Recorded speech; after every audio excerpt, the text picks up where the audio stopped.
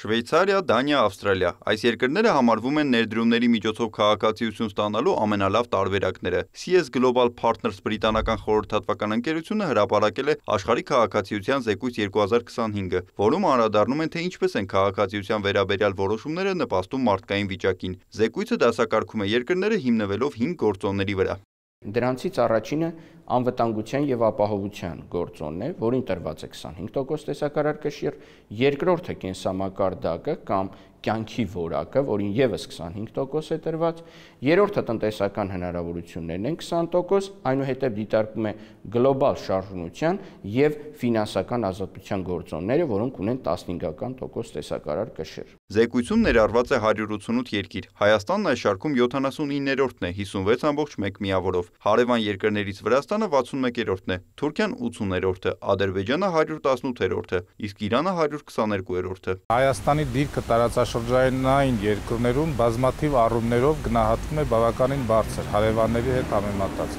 Օրինակ, նույնիսկ տնտեսական կայունության տեսանկյունից, նույնիսկ հեռանկարային ներդրումների տեսանկյունից նմանատիպ գործընթացները միանշանակ բարելավում են պետության դիրքը եւ պետությանը դնում միջազգային հարաբերությունների մակարդակում ավելի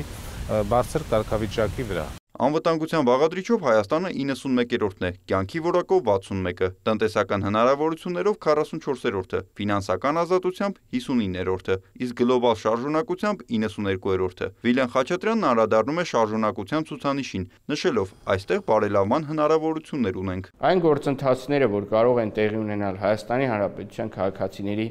ազատ տեղաշարժի տեսանկյունից դեպի եվրոպական երկրներ, օրինակ նույն ազատ վիզային ռեժիմ, կարող է մեծ առավելություն տալ եւ բարձրացնել եւ անձնագրի վարկանիշը եւ քաղաքացիություն ստանալու գործոնները, որովհետեւ շատ երկրների բնակիչների երկրորդ քաղաքացիություն ձեռք բերելու տրամաբանությունը պայմանավորված է հենց վերջինիս օգտվելու, այսպես ասած, տուրիզմի այդ ամբողջ լայն ցանցի հնարավորություններից, հատկապես եթե վերջիններս ունեն որոշակի բարձր բարեկեցության մակարդակ։ Բոլոր ուղղություններով մեր դիրքերի բարելավմանը էականորեն կնպաստի նաև խաղաղությունը, շեշտում է տնտեսագետ Սոս Խաչիկյանը։ Խաղաղության խաչմերուկի հաղորդակցության ուղիների բացումից հետո, ինչպես նաև այն գլոբալ նախագծերից հետո, որ Հայաստանի կառավարությունը ձեռնարկել է միջազգայնացման շրջանակում, ես կարծում եմ, որ մենք էլ ավելի նշանակալի բարելավում կունենանք, իհարկե դեռևս խոսել ամենաառաջի տեղերին հավակնելու համար շատ վաղ է, բայց կարծում եմ, որ նաև համագործակցությունը այդպիսի երկրների հետ, այդպիսի կառույցների հետ էականորեն կբարելավի դիրքերը բավականին կարճ ժամանակահատվածում։ Ինչքան երկարում են փակ սահմանները,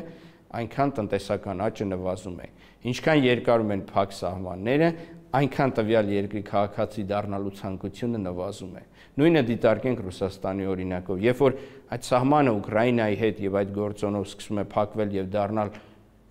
ոչ անվտանգ, տվյալ պարագայում Ռուսաստանի քաղաքացիները անգամ Ռուսաստանից գնում են այն երկրներ, որտեղ հնարավոր սահմանները բաց են եւ որտեղ կարող են իրենց տնտեսական գործունեությունը կամ շահերը դրսևորել։ Այս գործոնը եւս էական ազդեցություն կարող է ունենալ։ Աշխարհի քաղաքացիության զեկույցի ամենավերջին տեղում Սուդանն է, որին նախորդում են Եմենը եւ Սիրիան։ Հայաստանի ԵԱՏՄ գործընկերներից Ղազախստանը 78-րդն է, Ռուսաստանը 95-րդը, Բելարուսը 97-րդը, Ղրղստանը 119-րդը։ Նիկոլայ Ավետիսյան, Հովհաննես Քյոսեյան, լուրեր։